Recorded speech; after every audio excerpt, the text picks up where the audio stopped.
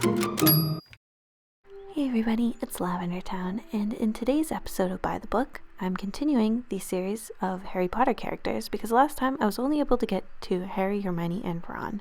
So first up this time, we're doing Dumbledore. Dumbledore was described in the books as follows.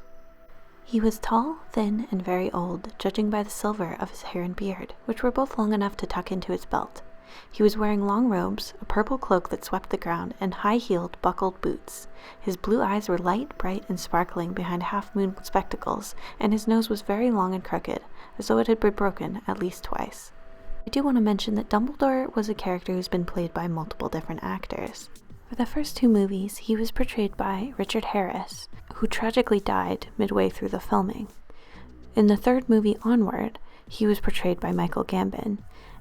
Though they didn't have drastic changes between their designs, there are a few that really stand out to me, and I gotta say, I feel like Richard Harris had a much closer interpretation both in personality and appearance-wise to the Dumbledore that we meet in the books. Neither actor for Dumbledore had his long, twice-broken nose that was discussed in the book, and this is one of the biggest deals for me because I feel like that mention of an injury is actually probably an important clue to Dumbledore's past, something we may even come up upon as his story continues to unfold. Another notable detail that was missing in the movie version is his high-heeled, buckled boots. I think that's such a fun addition to this character design, and I don't know why it's not present in the movies. I also find it interesting that Dumbledore is shown wearing this kind of strange fez-type hat, when one of the only hats he's actually described wearing is actually a flowery bonnet he got in a Christmas cracker. That was kind of a one-time thing, but it is interesting that they sort of chose this fez-type hat sort of out of nowhere, and both actors seem to wear it. Though I gotta say that Richard Harris's Dumbledore does seem to have more accurate color scheme. Dumbledore is often described in purple and red robes, so generally a warmer color scheme, versus the silver, pale, and bluish sort of robes that are worn by the later actor. Everyone, this is Luna Lovegood. When Luna first is introduced in the books, she's described as follows. She had straggly, waist-length, dirty blonde hair, very pale eyebrows, and protuberant eyes that gave her a permanently surprised look. Harry knew at once why Neville had chosen to pass this compartment by. The girl gave off an aura of distinct dottiness. Perhaps it was the fact that she had stuck her wand behind her left ear for safekeeping, or that she had chosen to wear a necklace of butterbeer caps, or that she was reading a magazine upside down. Luna is a character described primarily by her eccentricities. She wears many strange accessories, strange clothes, and she generally has this very calm, eerie, strange, daydreamy sort of personality. I can't imagine a better actress for Luna, so I really have no complaints in regards to her personality. Appearance-wise, there are a few changes that definitely were made. Luna in the movie has very, very light platinum blonde hair, and in the book she's described as having dirty blonde, which is typically closer to a brownish color.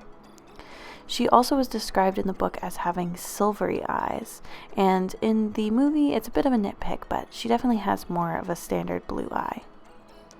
Another small change that I noticed was that she was described as having a necklace of butterbeer caps, and in the movie she has a butterbeer cork charm necklace that keeps away the nargles. Another key difference between book Luna and movie Luna is that in the book Luna does not wear shoes because they are often stolen from her as she is kind of being bullied in her own house. She basically spends a lot of time looking for them and is often barefoot because they just get taken from her. She doesn't seem particularly upset or angry about the bullying, but nevertheless she never really gets to wear her shoes. In the movie she's usually seen with shoes. In addition, we never see her with her wand behind her ear, though many other accessories were faithfully adapted, like her spectra specs, which were only described as making the wearer look like a demented owl, and in that regard I feel like they did a pretty good job. Speaking of birds, there's one point at which Luna is described as having what appears to be a live eagle on her head. It flaps its wings and it may be a hat, but I decided I was going to draw Eagle Luna because she's often seen in her supportive Gryffindor lion head hat thing that she's got going on. And I just wanted to remind everyone that she's from Ravenclaw because I'm from Ravenclaw and I have an agenda. So basically the eagle I picked is a black eagle because oftentimes Ravenclaw is shown with a black bird, and a lot of you might assume that that's because the house animal is a raven, but it's actually not. The house animal is actually an eagle. As you saw in the clip at the beginning, she is introduced a little bit differently than she is in the books. Hermione calls her Loony Lovegood to her face, which is a bit of a departure from the books where it's not such a confrontational scene. She's almost perfect other than some small coloration details like her lighter hair and her darker eyes, but in general, I really don't have too much to complain about. They committed to a lot of her accessories, which really created the character design that I think many of us had in our head.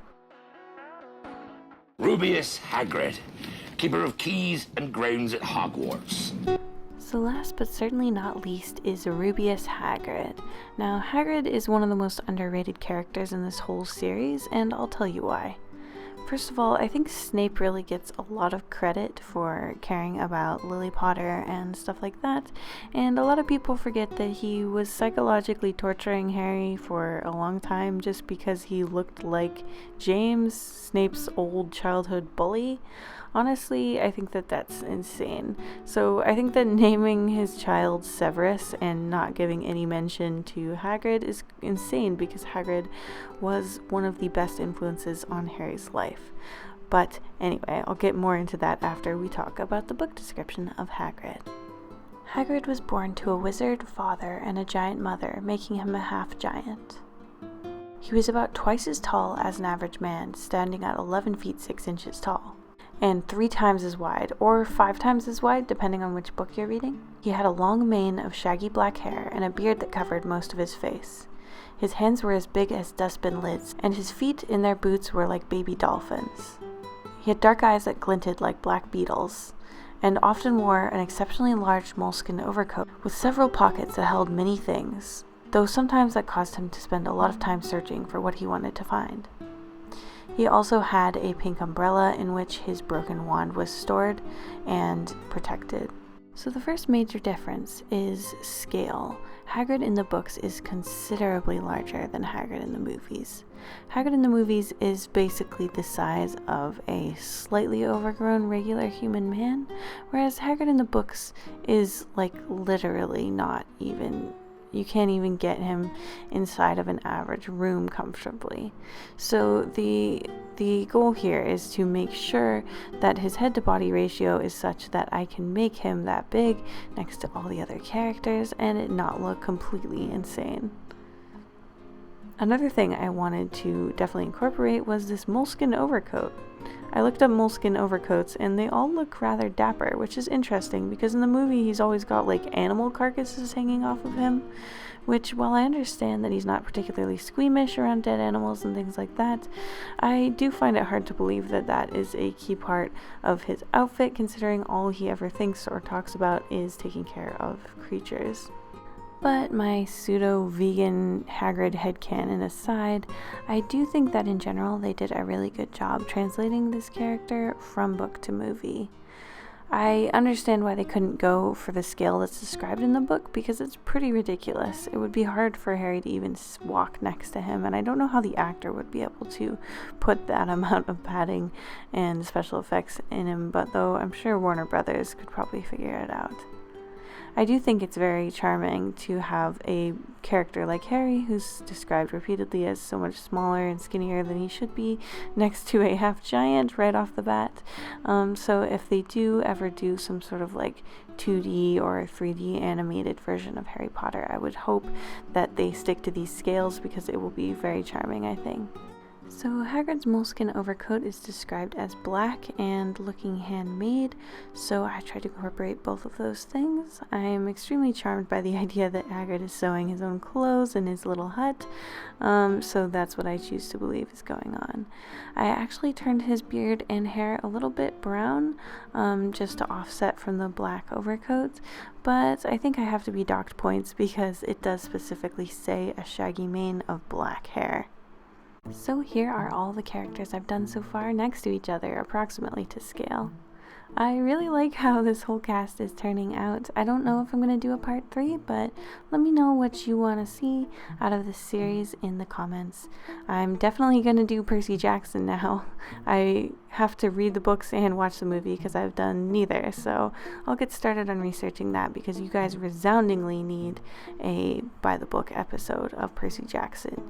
Honestly, you guys seem kind of traumatized by the film adaptation. I can't even tell you how many comments I got for that one. So anyway, until next time, see you guys later. Big thank you to all of my patrons, including Gaia, Scott Peterson, Christy Stewart, Paynamel, The Artsy Moose, Elizabeth Alban, Count Pompon, Bouncy McFluff, Cameo Sparkle, Hanuki, Zixit, Ollie, Nekosama, Hope Chilsum, Abriana, Trashomaniac, Micah Dactyl, Okamore, Matthew Kunke, Lep, Sergeant Pendulum, Lena Christine, DeSweet 12, Taka, Lovely, Lachlan MD, Mystic, Enzo Jobert, Your Boy ST, JJ Jade, and Addie Visual.